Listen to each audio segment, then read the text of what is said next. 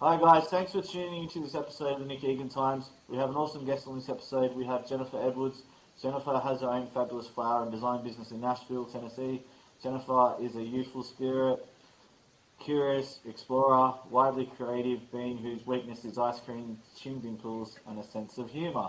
Welcome, Jennifer, and thank you for coming on my podcast. Hello from Nashville, Tennessee. How's it all going over there, down south? Music City, right?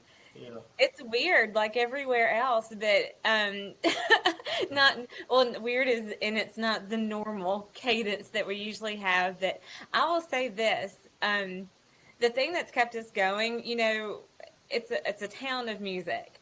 So people have become very innovative and we've had more fun with porch concerts and like bouncing around the neighborhoods. And so the music hasn't stopped. And I've noticed that the Bluebird, if you're familiar with the Bluebird, it's a very famous uh, bar and not really, it's not really a bar. It's a music venue. And of course, people have been discovered there and all the things. So most people, it's a destination when you come to Nashville is to go to the Bluebird, and it literally is down the street from me. But it's been dark, and then I noticed about 3 weeks ago they started doing shows on Thursday nights, and so I literally drove up, and I was like stalking, but I'm like, is this a show? Or are they just having a meeting, like, to decide what they're doing, like, to open back up? But it just makes your heart feel full because you're like, okay, we're gonna be okay if the Bluebird's back. So anyway, For sure. but Are you guys in a lockdown? Like, so can you? What are your restrictions or? well, we are nothing like Los Angeles right now. I understand is like under complete lockdown, and parts of Europe and everything. But no, we're not locked down. I mean, we have restrictions like the restaurants are only at certain capacities. We do have to wear masks anywhere public, but like the gyms are open now. Our music venues are open downtown, but everything shuts down at 10 p.m. So Broadway goes dark. It's really weird, but people are playing, and so that's the good thing. And our Titans have been great this year, so that's been good. We're getting a soccer team, so everyone's just trying to focus on like the things in the peripheral that are still underway. But we are fortunate that our numbers are down, and that everyone's just being very precautious in all the things. Yeah, that's cool. That's great insights. Um, all right, let's just jump straight into it. For the Yes. listeners, who is Jennifer Edwards? This is the broad question. This is one reason why I don't do dating sites because I can never just answer this question. Um, well, I am. I'll say, most importantly, as of recently, I acquired a puppy during the pandemic, so I'm mother to General Winston Barker, and I'm an art collector and a foodie, and I just kind of enjoy life on the daily. There's always magic that like I kind of feel like I float on this magic all the time, and it's just so funny. I accidentally get into adventures, and it's the thing I love about myself. And I'm a recovering workaholic, and so I'm trying not to bring that into it. Because, like you mentioned, I did own a company for 10 years that was an event design firm, and which focused on floral art and whatnot. And that was my life for like 20 years. And so, like outside of having my own company, it was my what I studied in college, and then I went on to design for television and film, and on and on and on. My career just exploded, and then I was given an opportunity to go corporate, and that's where I've been for the last 3 years now. And so it's been a weird journey because it's definitely not traditional, and it is. Uh, but it's fun because I can look backwards and think how everything has um, begat the next thing, and that in my heart I'm an artist and I'm creative, and I always go back to that. So no matter what I'm doing, it involves a level of creativity. But the corporate side also makes it more secure, and that's really good right now because bless everybody, the event industry is just kind of flat right now. Um, that everyone's being creative in the fact that they're pivoting, and it's been very interesting to watch. That's for sure. Yeah, for sure. You've got to adapt to the times, and technology has helped create that Oh as yeah, well. everything's virtual. Yeah, Yeah. all the things. But I will say this: having been in the wedding world for a long time, I have actually loved that everyone is going to smaller weddings, and I think it's like I've done all the mega weddings, all the things, but my favorite thing to do, even on $1 million wedding, was the bouquet for the bride because that's the one. It's the most photographed. It's the one design element that the bride, she dreams about. It's an accessory to her, and or a compliment to to her whole moment. And so I just kind of got like, this is kind of a thing I've always hoped would happen, is that people would become more about the marriage and the people who are around you and keeping it very important. Like those elements important, the who's there, and not the you know theatrics of everything, because that kind of takes away from what a wedding should be. There's time to design theatrics, but it's like, save that for the live shows, save that for the social affairs and whatnot. But anyway, I digress. I can't remember where I was going with that. No, that's cool. No, that's great My insight. flow of thought. No, that's terrific. All right, take us back. Tell me about your family and growing up. Oh yeah, this is fun. Well, uh, when I kind of wrote some things out because I just have to do that for myself because, as you can see, I can get off on tangents. But when I was thinking back, it was so much fun because I had a really cool upbringing, and so I grew up in an unincorporated town called Rowan, which as an adult I think, gosh, Rowan sounds so romantic and sweet. Like we're going off to Rowan for the weekend. But it's a small, sweet little town. But we lived on a small farm. It was only 10 acres, but we had horses and cows and a pet bull, and our neighbors had chickens and all the things. But what was so much fun is we called it the Four E's Ranch, and my dad and my grandfather had a band, and it's so funny because now this is like kind of the hip thing to do, especially around here, is to have these farm parties. And we were doing it like way back in the day, and it was a whole weekend. People would, we'd have the people off to one side like grilling and doing all the things.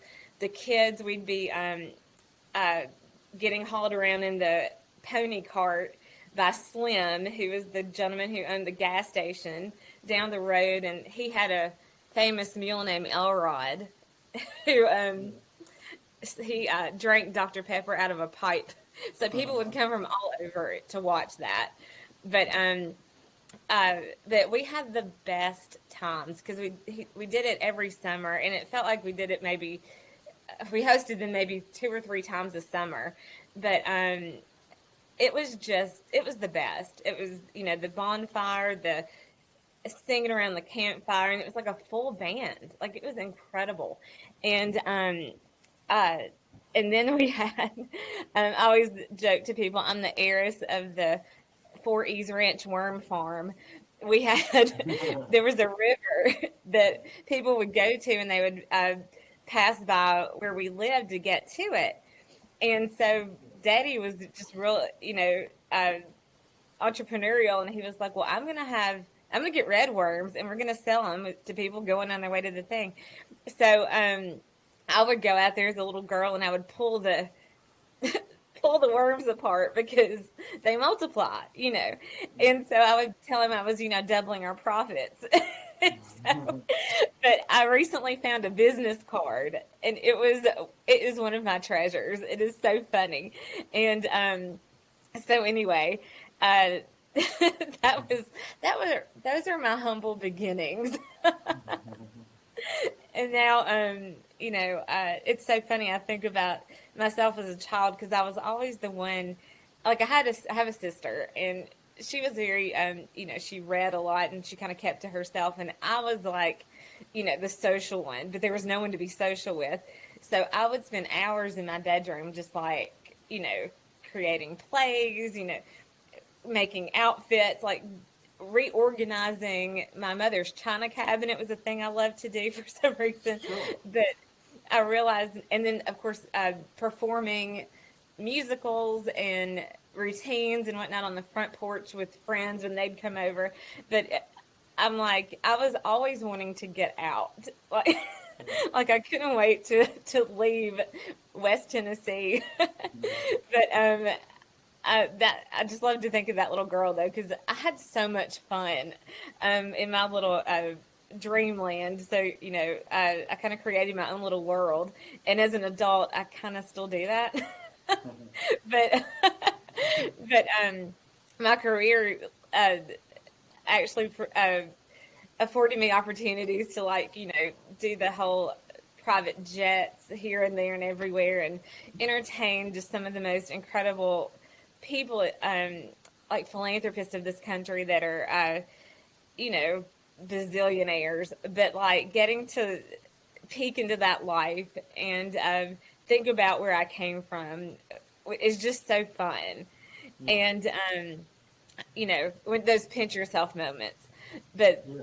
now it's funny, I'm back to a very humble time in life. As because of the pandemic, I was the dream job that I had was that kind of dissolved because of new leadership and also the pandemic. And I found myself on furlough. And during furlough, though, I ended up down in Mississippi on a project that it was like an architectural construction slash interior design project. And it was converting a metal building into corporate offices slash helicopter hangar for an investment firm down in Mississippi. So that happened, and then when that was over, I was I had 3 weeks. I think I was without a job, so I'm so fortunate, and I found this role that was very similar to the one that I had. Previously, that I always call my other than what I was like the company that I owned. This was a dream job with security. So now I've found a similar role, but it's interesting because it's a smaller company, by far smaller company, but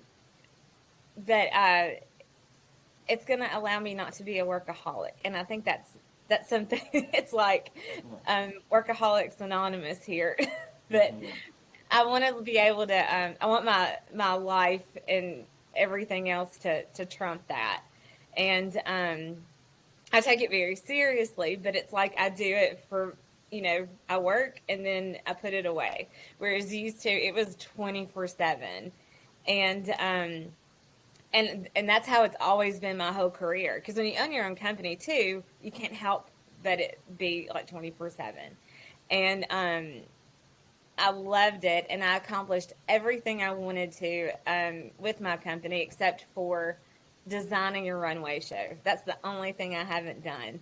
And so I'm finding ways though to make that happen. So anyway, I'm just yapping. Please jump in. No, To be controlled here. no, I think it's amazing. It's great insights. You've got obviously a very colourful personality, and yeah, I believe that you will find a way. Obviously, you've already done so much in your life, so yeah, like I think. Well, I Obviously, always not feel that like the universe has my back. Like I've always subscribed to that. Yeah, and I get that vibe from you already, and yeah, I just can tell that you're always gonna be doing well in life. It's just your personality. You're very colourful. Yeah, you're very open. You're very honest, which is a really good quality to have. Thank you. Also, I'm on 74 days of 100 days straight of yoga. And so Wow. I'm like in my super zen zone. So, and I have, by the way, taken off tonight just for you because I wanted to focus on this. And so I made I always try to take one night off a week because, you have to Oh, give your body a rest. So yeah. anyway, it's a big deal. Well, I appreciate it. Thank you sincerely. You're welcome. It's so worth it, Nick. This in Thank itself is yoga. We'll say that. That's amazing.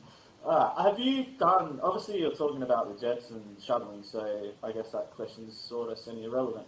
Where have you traveled in the United States, and have you traveled internationally, and where's your favourite place to go to? Oh yeah.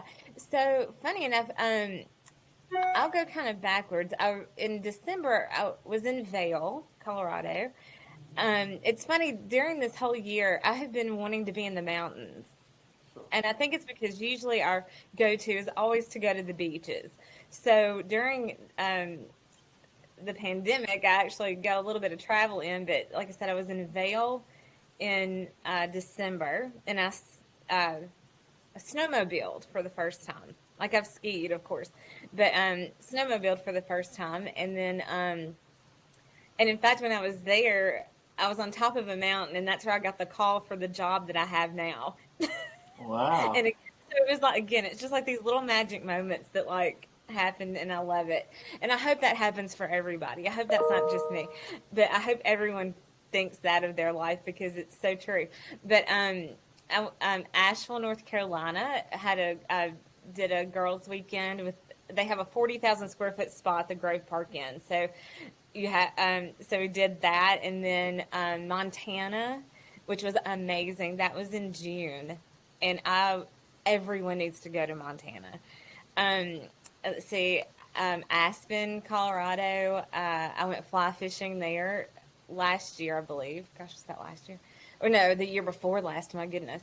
Um, I started tying my own flies and getting into fly fishing, and a friend of mine, they gave me a rod, my first rod, and so I took it to the Frying Pan, which is a really great body of water, a river that's known, for like some of the most amazing fly fishing. So that's where I christened my rod, and I took some of the flies that I made, and caught me some good fish, and then uh, let's see, before that, I mean, Florida, all over the place. Texas, I lived in California, uh, Kentucky, like New England is lovely. The train from Boston to New York is something I think everyone should do. Of course, I've spent lots of time in New York and the Hamptons, and internationally, I've been to London and Costa Rica. I need to do more international. I just haven't. That's just something I need to make happen.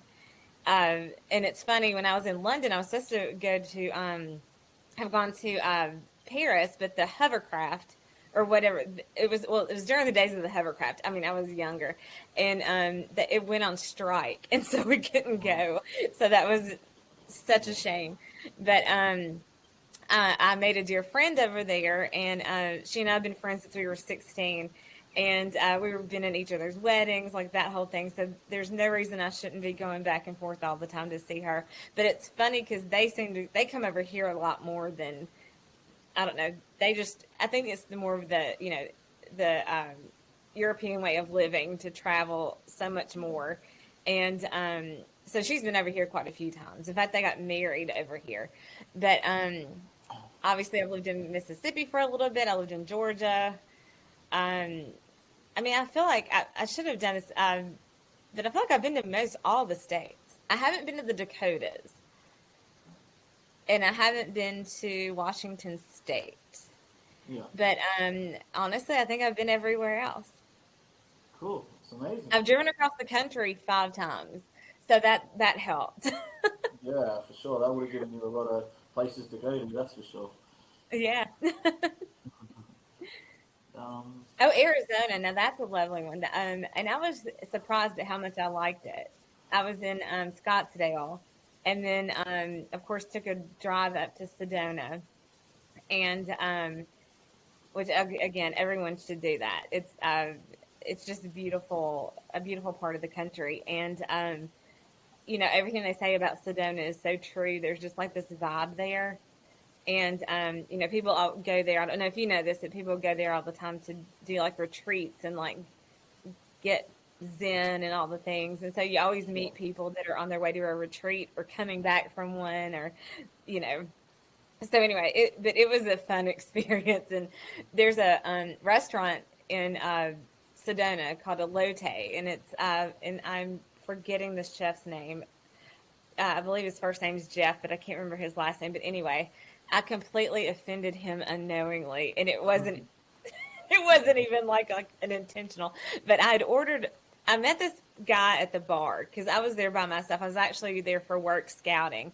So I just set myself at the bar, met this gentleman. So we decided to just order a bunch of stuff and split it because it's such a phenomenal menu. And the guys at the bar were like, giving us our food. And then this other gentleman walks up with a bowl of beans. And I was like, oh, don't worry about the beans. I said, I'm not even going to eat them anyway. And I look up and it's the chef. And I'm like, oh my gosh, I have offended the chef. Because he looks at me and he goes, I have been working on these beans all day. But I mean, he's like a famous chef. Like, it's not just like anybody. And so I was like horrified. And of course, the first thing I did was, I humbly took the beans, and they were the most delicious beans I've ever had. And the funny thing is he came back and he was like, he said, I was being a little dramatic over the beans, on purpose. And he said, I hope you know that. So he signed a cookbook for me and all the things. And, and now we're like friends, right? But, I was like, he'll never forget me, the girl yeah. that practically threw the beans back at him. But then they have all this fun swag, and it says like, I love frijoles. Is that right? That's beans in Spanish, right? But anyway, and so I'm like, so I have this coffee mug that says I love beans on it from Elote. But anyway, so that's a story that describes me as that's a very Jen story, but. Yeah, for sure. It definitely describes your personality. But I travel a lot alone because, well, sometimes it's intentional. I like to try to take one trip a year that's a solo trip just to Yeah. kind of get reset and everything. And sometimes I like one of my favorite things is honestly when I am somewhere and I think nobody knows where I am. Like there's something so Yeah. freeing about that moment. And but whenever I travel, if it's that kind of trip or if it's scouting or something, for work, that I always make friends like immediately. So it's like I have this little tribe and I always feel protected. I feel like it's, again, the universe having your back and making sure that you have angels around you or whatever in these people. Yeah. And so I never feel afraid. I think a lot of people are afraid to do something like that, and I've just never been. Yeah. I think it's a good quality. It panics my parents, but naturally. It's probably All half right. the reason I do it. What inspires Jennifer daily? Oh, um, people. I love people, and it inspires me to see other people um do what they were born to do. Like when you see somebody like on stage, Yeah. to me that's like someone. It's like you're seeing someone's soul, and like Lin Manuel, like he's amazing, and I'm like I look at him and I think you are doing exactly what you were put on this earth to do. Um, so you know that inspires me. I think just beautiful. simple things of beauty, like nature, like, just simple, the simple Yeah. things. And wanting to make someone's day better, Yeah. that's something that I'm inspired to do that on a, hopefully on a daily. It's really good. Thank you. What do you like to do in your spare time? What are your hobbies? What are your passions? Oh gosh. Well, yoga. I'm a huge yogi, and like I mentioned to you before, I'm on 100-day straight yoga trek, and I think what did I say? I'm on day 73, and so that I like to do because that's it's self care, but it's also it's so communal when you're with your fellow yogis and the beautiful spirits that are around you. It's just like it's that's just something I think is filling your soul. But of course, I love making things beautiful. Like even if it's just like rearranging something. Like if I'm walking around, let's say in a shop, um, and I see something, not quite together, I love just like resetting something and making it beautiful. Um, uh, and like obviously flowers. I'm a designer at What's heart, your and favorite flower? oh my gosh, it depends on the season, but I love orchids, especially the lady slipper, Sure. and then dahlias and uh, oh my goodness, the amaryllis. But I always love the variegated varieties, which are much more interesting, and peonies, which are indigenous here in the South. I don't know if you're familiar with the peony, but um, there's just nothing prettier than a bowl of cream is what this one particular one is called. I mean, it's bigger than your face. It's incredible. And the fact that it's like an actual flower that happens in nature is amazing. But I also love like rare ferns, which sounds funny, but there's like staghorn ferns and they're huge and they you don't plant them. They like grow off the sides of trees. They're incredible. I mean, y'all probably have amazing. Oh my gosh, I can't even imagine in Sydney. I mean, is it Sydney Yeah, it's where you yeah. are in Sydney? And but but those are just a few. That's I've never been that person who just has the one answer for something. Sure. And I get that. sometimes I wish I was, but it's like that's just not me. I But I'm a understand. foodie, and I love to experimental cook, um, and trying new restaurant experiences. I don't like to do what do you call it? Oh my god, like I would never go to I never go to McDonald's or like I don't know. Um, I can't just do a regular restaurant. It has to be a chain. That's I couldn't really think of the word. I don't do chain restaurants. And it's not because what it's about. It's I don't. I appreciate the art and the craft of food and what people put into it. Um, and the art of it, and just appreciating, something interesting that's put in front of me that maybe has a story with it. But I just don't like it when like to go to a restaurant and it's like troughing. Like I can't handle that. Yeah. Like, and also it just needs, an experience. 'Cause that's what I like. Like if I'm going to if someone's coming to my house, I guess is what I'm saying. I'm gonna, it might be one little thing, but it needs to be something needs to be an experience about when you sit down and have a meal.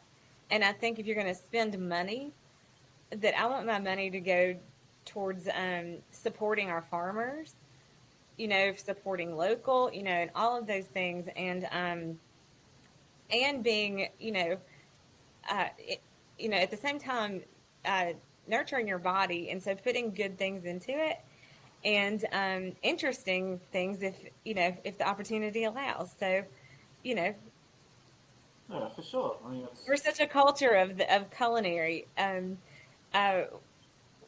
uh, curiosity, and so I think it's really fun to get into it. Cool. That's great insights. Um, what is the plan for Jennifer in the future? What are your next steps? I have no idea.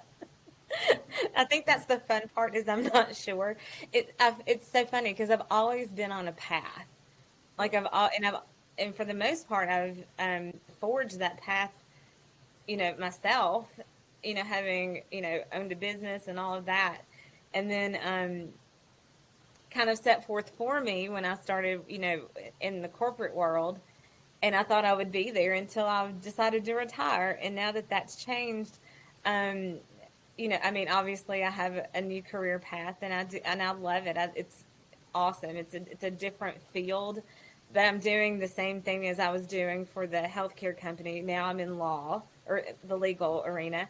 And, but I'm still, entertaining and, you know, doing all the things I was doing for the other company, just on a smaller scale. But like in life, like I don't know.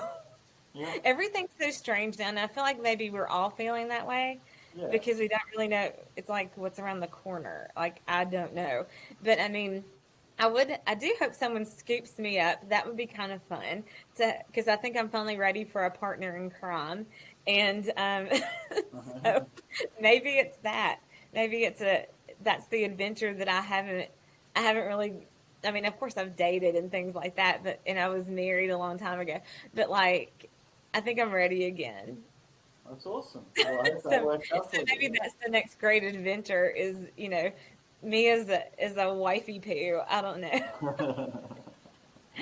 Which and hopefully lots of travel and just continuing on the ride. I mean, what else can you hope for? It's hard to. I'm afraid to plan anything because. We're in extraordinary times. What can you do? Yeah, you just got to play it by ear. But I'll tell you this: I manifest a lot of things, and this is one thing that I manifested was this whole podcast thing because I was wanting to do one, and I tried for like a hot second, and then I was like, I really don't know what I'm going to talk about because I don't know what I can commit to talking about, because clearly I'm all over the place. But so I was going to do a theatrical readings of my diaries. Because Wow. especially when I was growing up, I read them and I'm like, I was such a dramatic child, and they're hilarious. But then I was like, I did one or two, and then I was like, maybe I'd rather do this anonymously. So I kind of like backtracked. But there was a show, funny variety show, a couple of years ago, and they did like people would like your friend would get your diary somehow and send it off to the show, and they would do reenactments of your diary Wow. entries, which I thought was hysterical. And I was like, I'm living for this right now. But so in my mind, it was kind of the same idea, but it didn't, come, it didn't portray that way. So, and when it's your own, it's different. Yeah, I'm like, maybe yeah. I should read other people's. That's So amazing. thank Very you, Nick, interesting. for giving me this opportunity to be on a podcast because this is the next best thing for sure. Oh, that's amazing. You're a great guest. Thank you. I'm so glad. If you could go back in time, so say you're 18 again, and you could do things differently, would you change anything, or what would you do differently? Oh my gosh, this is where we get like all emotional. Everything. um, of course, everyone thinks about this, and I think it's more so I'd almost like to just relive moments more Yeah, than change them, yeah, which is a good thing, right? yeah, I guess and I'll say this, I do wish that I was more financially privy. Like I wish I knew how to like do the stock market. Like I wish I knew how to. I wish my mind worked that way to like yeah. really clue in on that kind of like financials. I can't even talk about it. Like that's how bad I am. But like I know how to spend money. I mean, I get it, but I wish that I had been a better investor. Let's say that. I wish I had been a better investor. But it's funny. It's so American. I'm like, I mean, I live quite fabulously considering that I don't have anything, or that I have very little comparatively anyway, that I haven't amassed wealth, that I find myself in the most fabulous places with the most fabulous people. And sometimes I call it fake life. Like I'll go on vacations and I always rent like a luxury car. And like I'm driving around in like a Porsche, and I'm like, this is fake life, but I'm living Kardashian for a minute. And then I'm like, oh, I'm on a private jet. How did that happen? Like, and look at me, I'm in this fabulous house in the Hamptons or Nantucket. Like, how do I do that? Like, so somewhere I don't know. It's all going to come together. And in my mind, I'm supposed to own like 3 houses because I've never owned one, that's a whole other thing. I don't know. Oh, that was like when we moved when I was little from the farm. I left for camp, and I was a camp kid. I was gone all the time in the summer, and I came back. I was like 7 or 8, and my family's like, "Oh, well, we've sold the house, and we're building another one in town. We're moving to town." And I'm like, "Hold up! Like nobody asked me." And I'll still have dreams about my room because I didn't get to say goodbye to it, or my butterfly chandelier, which is very important to me. And so I think that has had a lot to do with why I can't be still. Like I like to move, Yeah. like even within the city. Like I like to move around, and when it's like I want to own a house, but I'm afraid. It's like, oh, but I like this aesthetic, but I also like that one. And what if Yeah. I'm upset that I didn't get this one and not that one? It's just, I don't know. So we'll see. But that's what I said. I need 3 houses so I can have, Have it all. Yeah. my condo in the city, something at the beach, something in the mountains. I mean, nothing big. I'm not asking for much. It could be 3 condos, but Why not? why not? That's it. You're funny. I'm glad I'm entertaining. You're definitely entertaining. In your opinion, not to get too political, where do you see the United States generally positioned going into the future moving forward? Pleading the fifth. Again, we're along for the ride. Going with the ride. Yeah. What do y'all think about it? That's a better question. I always wonder what y'all think. Like, I've been thinking I understand why other countries hate us. Like, I've thought about those things for a long time. Like, I get it why people think we're such, whatever. But what do y'all think? Like, what are your perceptions of us? I can't speak for obviously other people, but I'll speak on my opinion. I think things have changed. I can't be the judge yet on if that's better or worse because obviously it's only new. I believe to your point what you said, only the time will tell and the future is coming, so that will obviously paint a brighter picture. To your point about people hating the United States, I don't personally believe that. I actually think opposite. And I'll tell you why. We're actually here in Australia and a lot of Western countries are, I guess, censored and cultured by your TV shows, what your sports are, what your lifestyles are, what your lives are about. We see it on TV, we see it commercially, even with chains like McDonald's, KFC. So we've got a sub part of your culture, I guess, is probably the best way I could describe it. So for Australians, I don't believe we hate you. I think if anything, we've got an appreciation. You're a strong ally of ours. So from my personal perspective, I think America's great. I think you're in a great position. I think you're a great leader. You're a world leader. I think you're a powerhouse. And yeah, I have respect for the United States personally. Okay, I'm glad you still perceive us that way. I've been worried. Yeah, no. I think it's going to change. I think it's always going to be like that. We're a strong ally. Like we've always had a great relationship with the United States and Australia, personally. So, I believe it's going to be great going into the future.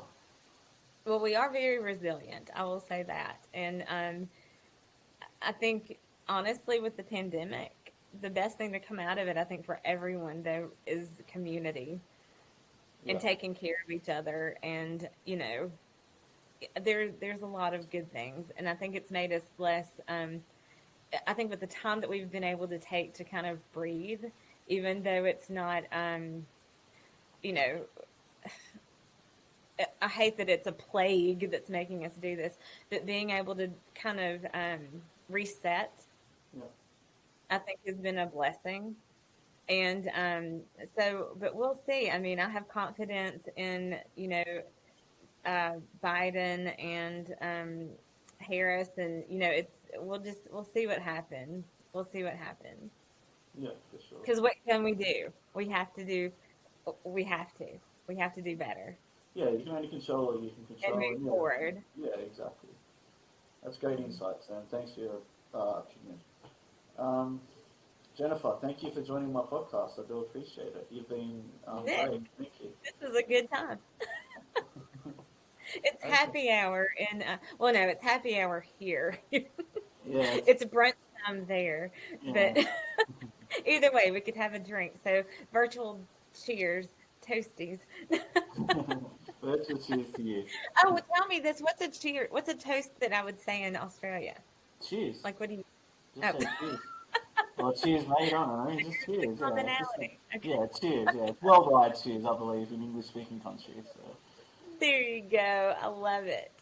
Well, thank you again, Nick. It's been a pleasure. You made the world feel a little bit smaller today in the best way. Oh, thank you. I appreciate that. So And virtual so high did you. five. Virtual high five.